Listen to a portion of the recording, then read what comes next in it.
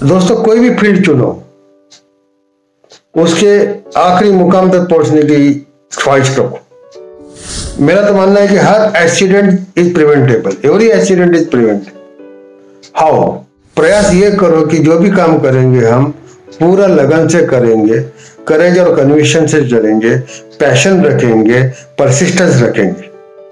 जब आप अपने फील्ड में, अपने काम में जब आप कुशलता लाते हैं, no doubt people will be crazy behind you.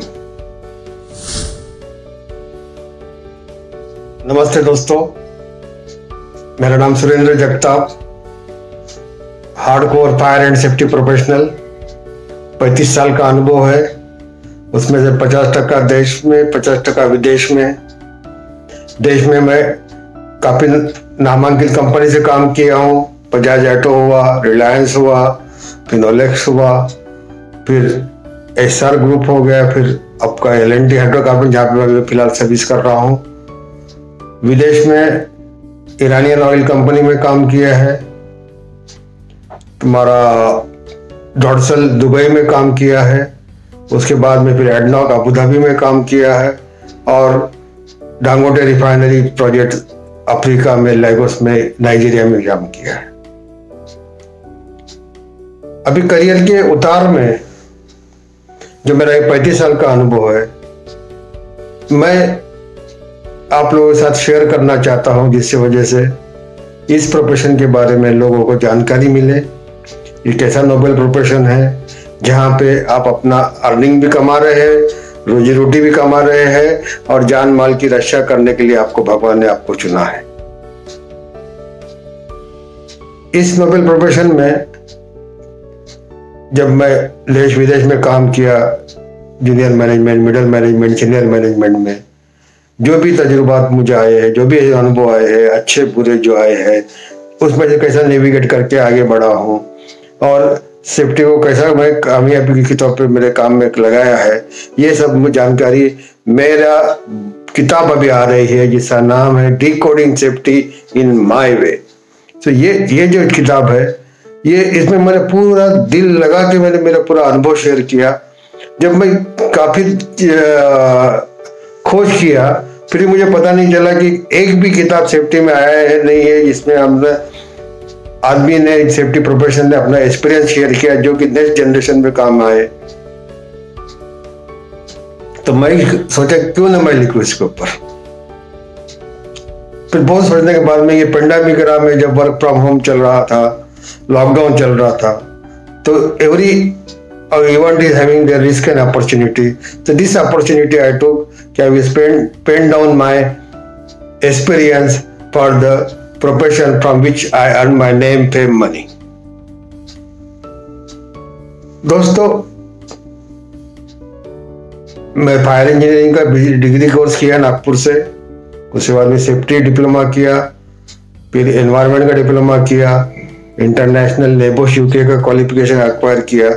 ये सब इंजीनियरिंग डिग्री ओनली मैंने एकेडमिक में किया, बाकी सब तो काम करते करते अनुभव किया हुआ। जब हम सेफ्टी में काम करते हैं, जूनियर लेवल पे जब काम करते हैं, फर्स्ट लाइन सुपरवाइजर के काम करते हैं, तब हमें क्या क्या कठिनाई आती है, कैसे हमें फील्ड में काम करना है, वो सब चीज मैंने मेरे किताब में लिखी है। उसके अलावा जब एकेडमिक में पहले जाते हैं, जब एकेडमिक में उसको हम बोलते हैं ना कि सर्टिफिकेट कोर्स है, डिप्लोमा कोर्स है, डिग्री कोर्स है, पोस्ट ग्रेजुएशन से PhD है, मैं कहाँ से शुरू करूँ, कहाँ जाऊँ, मेरा करियर एस्पिरेशन क्या बोलता है, मुझे इस फील्ड में कहाँ से क्या ले जाना है। दोस्तों, कोई भी फील्ड चुनो, उसके आखिरी मुकाम तक पहुंचने की ख्वाहिश रखो और उसी तरह से दिलो दिमाग से अपना करियर और कन्विक्शन से उस पर काम करो, करेज इसके साथ में, और प्रयास कर रहे कि ये प्रोफेशन में कितना मैं कंट्रीब्यूशन करूँ, और उसके लिए पैशन की बहुत जरूरी है। मेरे टाइम पे सेफ्टी में काम करना is a compulsion for peoples. जो लोग प्रोजेक्ट में, ऑपरेशन में, मेंटेनेंस में और अदर फील्ड में जब काम नहीं कर पाते हैं, परफॉर्मेंस नहीं दे पाते हैं, चलो भाई उन्हीं को सेफ्टी में डाल दीजिए। अभी नया जनरेशन बाय चॉइस आ रहा है ये बहुत अच्छी बात है कि अच्छा टैलेंट्स आ रहे हैं फील्ड में। और अभी टेक्नोलॉजी भी डिसरप्शन टाइप की आ रही है, तो बहुत टेक्नोलॉजिकली से भी होना है। थोड़ा सा भी टेक्नोलॉजी में गड़बड़ हो गया, एडॉप्शन में, ऑपरेशन में, एग्जीक्यूशन में, तो भी इंसिडेंट होते हैं। मेरा तो मानना है कि हर accident is preventable, every accident is preventable. How? Accident, दुर्घटना घटने के पहले ही हमें उस पर काम करना पड़ेगा, हजार्ड का आइडेंटिफाई करना पड़ेगा, क्या क्या जोखिम है उसमें, कैसा उसका रिस्क मैनेजमेंट करना है, उसका रिस्क हाई रिस्क के लिए मीडियम रिस्क से लो रिस्क में लाके हमें करना है काम। जहाँ पे हम रिस्क नहीं कम कर सकते हैं तो एडिशनल कंट्रोल मेजर ऑपरेशन में क्या क्या लगा सकते हैं। For example work at height करना ही है, तभी वहां पे वर्क एट हाइट में करना है तो हमें क्या करना है, हमें तो वर्क एट हाइट का परमिट लेना है, वर्क एट हाइट में जो काम करने वाले लोगों का कॉम्पिटेंसी देखना है, उनको प्रैक्टिस कराना है, उसका फिजिकल फिटनेस देखना है, और उसके बाद में उसको फिर सेफ्टी बेल्ट, सेफ्टी हार्नेस, उसका एंकर पॉइंट, ये सब का प्रशिक्षण देके ही उन लोगों को ऊपर भेजना है, जिसकी वजह से हम वर्क फ्रॉम हाइट में जो है फॉल जो हजार्ड है, गिरने का जो हजार्ड है ऊंचियों से, वो कम करें। एक सिंपल एग्जांपल दिया मैंने आपको। तो वंस एकेडमिक हमने चूज किया, एकेडमिक बने प्रोफेशन में आए। प्रोफेशन में आने के बाद में जब फील्ड में काम करते हैं, लोग सेफ्टी के बारे में सुनते नहीं है, इग्नोर करते हैं। कभी कभी बिजनेस डिसीजंस आते हैं जहाँ पे अर्जेंसी रहती है काम करने की, या फिर ज्यादा प्रोडक्शन का एडिक्शन रहती है, कंसिस्टेंसी का एडिक्शन रहती है। उस टाइम पे कहीं ना कहीं चाहे अनचाहे सेफ्टी को कॉम्प्रोमाइज करते हुए लोग आगे बढ़ते जाते हैं। तो यहाँ पे we have to put down. कैसे फुट डाउन करना है? We are not a hindrance to the business. हम जनजीवन को अड़चन बनना नहीं चाहते हैं, इन्हीं को हम सुरक्षित कैसे कर सकते हैं उसी बारे में हम ध्यान रखें। और प्रयास ये करो कि जो भी काम करेंगे हम पूरा लगन से करेंगे, करेंगे और कन्विक्शन से चलेंगे, पैशन रखेंगे, परसिस्टेंस रखेंगे। फायर में अथॉरिटी लीडरशिप चाहिए, जबकि सेफ्टी में it is a collective leadership, collective wisdom चाहिए। दोनों दूसरी टोक, but fire and safety is the two sides of the one coin, I can से।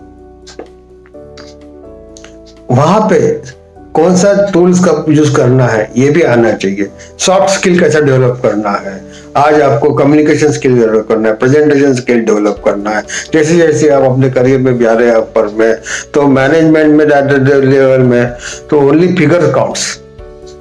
अगर आप बोलेंगे कि मैं ये किया, फलाना किया, 10 डिस्क्रिप्टिव भेजेंगे, but finally it's counts of the figures. आप यकीन नहीं करेंगे, प्रोजेक्ट में जब मैं एसआर में काम कर रहा था, मैंने वहां के 350 कन्वेंशनल हेडर जो कि एक्सीडेंट प्रोन थे because of centre of gravity, वो रिप्लेस करके नया वाला K10 और F10 जैसा या F15 जैसा मैंने वहां पे पिक एंड कैरी इक्विपमेंट डाला है। तो मैनेजमेंट ने मुझे बहुत खुश किया था उस बात टाइम पे कि ये इतना बड़ा डिसीजन, इतना फाइनेंशियल इन्वॉल्व भी है, ये है वो है। तो with the cost benefit ratio page out in sequentially in 3 years phase, 5 years phase, I have given them path, I have convinced them with the financially, economically also, and then they agree with that decision. जब मैं SR में काम करता था ये decision लिया, जब SR was first company जिन्होंने हाइड्रा कंस्ट्रक्शन इंडस्ट्री में बैन किया, उससे बाद पे बाकी लोगों ने फॉलो किया, बाकी कंपनियों ने फॉलो किया। जिस तरीके से फिर हम फर्स्ट लाइन सुपरवाइजर में काम किए हैं, करियर प्लानिंग की बहुत जरूरी है, बहुत आवश्यकता है। मैं आज 3 साल नौकरी किया, 3 साल के बाद में अगले 3 साल के लिए मुझे क्या करना है, मेरा करियर एस्पिरेशन क्या है, उसके लिए मुझे क्या क्वालिफिकेशन बढ़ाना चाहिए, क्या कॉम्पिटेंसी लेवल बढ़ाना पड़ेगा, who are my stakeholders, जहां मैं कन्विंस कर सके। इस तरीके से आप काम के प्रति सद्भावना रखते हुए आगे बढ़ना सीखिए। जब आप अपने फील्ड में, अपने काम में जब आप कुशलता लाते हैं, no doubt people will be crazy behind you. ये जब आप डेवलप करते हैं, उसी टाइम पे हमको देखना है कि हमें जब हमारा क्वालिफिकेशन बढ़ा रहे हैं, कंपटीशन बढ़ा रहे हैं, 3 साल में हमने जूनियर मैनेजमेंट में, चाहे बाद में 3 साल और मिडिल मैनेजमेंट में आ गए, उसके आगे हम कैसे जाना है, ये सब चीज में ध्यान देते हुए कभी भी अपने प्रोफेशन से पीछे ना हटते हुए काम पर आगे बढ़ाना सीखना है। इसके अलावा पीपल्स मैनेजमेंट जब आप सेफ्टी की बात करेंगे इलेक्ट्रिकल इंजीनियर से या मैकेनिकल इंजीनियरिंग के सिविल इंजीनियर से, तो सिर्फ सेफ्टी बोलेंगे तो नहीं चलेगा। आपको वो नॉलेज एक्वायर करना पड़ेगा कि इलेक्ट्रिकल इंजीनियरिंग का बेसिक नॉलेज, मैकेनिकल इंजीनियरिंग का बेसिक नॉलेज, सिविल इंजीनियरिंग का बेसिक नॉलेज। तो उनसे जब उनकी लैंग्वेज में बात करेंगे आप, फाइनेंस वाले से फाइनेंशियल लैंग्वेज में बात करना पड़ेगा आपको, एचआर वाले से पीपल्स मैनेजमेंट में बात करना पड़ेगा। तो ये जब स्किल आप एक्वायर करेंगे तभी आपको एक्सेप्टेंस आता है और फिर people will understand things safety के बारे में और they will try to cooperate. तीसरा, training and audits, basic tools.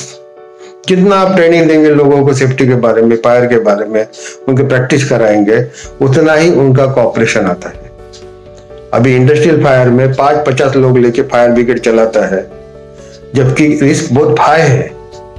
तो वहां पे हर एम्प्लॉय को फायर फाइटर बनाते हैं, उनको ट्रेनिंग देते हैं। तो इस तरीके से अपने रिसोर्सेस को बढ़ाना है। तो ट्रेनिंग का भी बहुत महत्व है। सेफ्टी के अंदर जितना आप ट्रेनिंग देंगे वो लोग आपको कोऑपरेट करेंगे, उतना वो सेफ्टी का प्रोसीजर सिस्टम फॉलो करेंगे और आपसे दुर्घटनाएं कम होंगी। वैसा ही ऑडिट के बारे में, internal audit low, external audit low, third party audit low, client audit low, institutional audit low. Audit should be continuous process.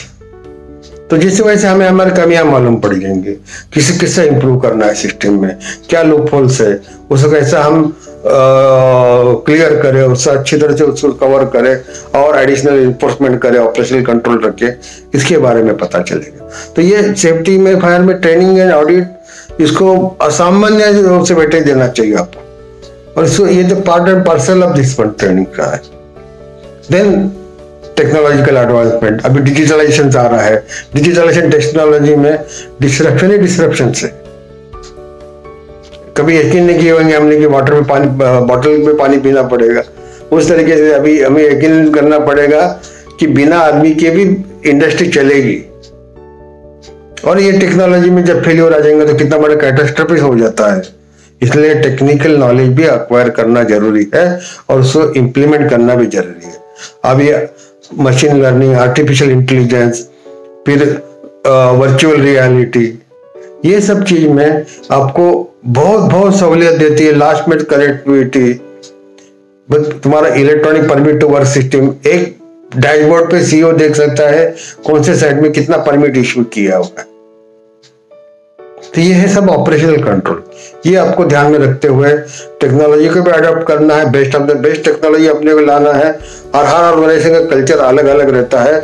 वहां पे कौन सी ऑर्गेनाइजेशन, कौन सी टेक्नोलॉजी को हम टेलर मेड बन सकते हैं, जहाँ हमें हमारे लिए जो है काम में आ जाए। टेक्नोलॉजी अच्छी है बल्कि हम नहीं ले सकते। One suit will not fit to the all. अगर हाइट आदमी है उसका लंबाई ज्यादा रहेगी भाव की।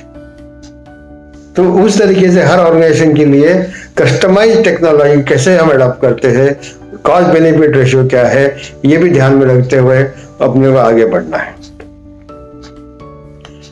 उसके बाद में आता है हमारा टेक्नोलॉजी हो गया, प्रिवेंशन हो गया, मेंटेनेंस हो गया। ऑर्गेनाइजेशन के लिए कभी कभी ऐसे चीज होते कि एक्सीडेंट हो जाते हैं, चाहते हुए भी ना चाहते। तो एक्सीडेंट इन्वेस्टिगेशन का भी टेक्निक आना चाहिए। People will not open up, people will not support, people will not cooperate on a document, tight lip will be there.